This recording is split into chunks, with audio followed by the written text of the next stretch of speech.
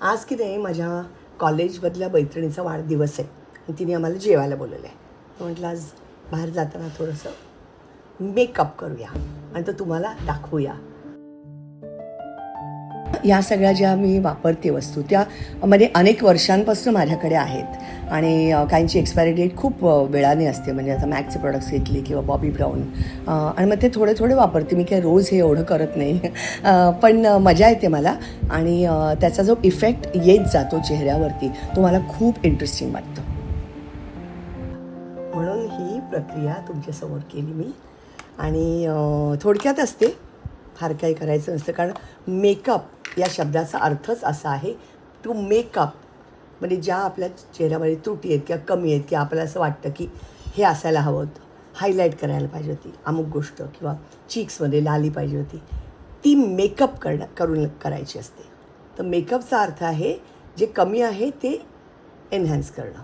म्हणजे अगदी मी मेकअप लावला असं दिसलं नाही पाहिजे. हा त्यामागचा खरं म्हणजे फॉर्मॅट आहे.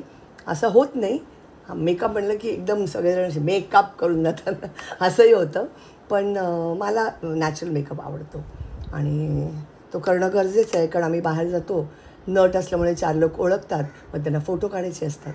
पूर्वी मी तशीच जायचे हो, पण हल्ली नाही जात. कारण फार लोक येतात आणि मग ते फोटो म्हणतात आणि मग सगळ्यांनाच नाही म्हणता येत नाही ना आपल्याला. तर म्हणून मग हा असा एक मध्यबिंदू काढला मी. थोडंसं चेहरा नीटनेटका करून जायचा. हल्ली हे असं बघा, हे चकचकीत निघालं पाहिजे ज्याने चेहरा तुमचा चकचकीत दिसतो. ते आता मी आज लावणार आहे आणि सरते शेवटी अर्थात फिक्सर असतो, त्यांनी मग म्हणे हलत नाही मेकअप. आणि अर्थात शेवटी माझे केस, सगळ्यात मोठा माझा जो प्रॉब्लेम आहे ते माझे केस. हे सगळं मला कळलेलं आहे इतकी वर्ष कामं केल्यामुळे.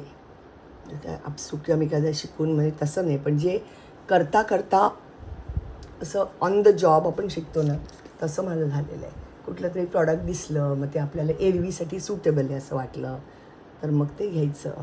म्हणून मी हे तुमच्याबरोबर शेअर करते की तुम्हालाही काही इंटरेस्ट वाटला तर मला बरं वाटेल काय.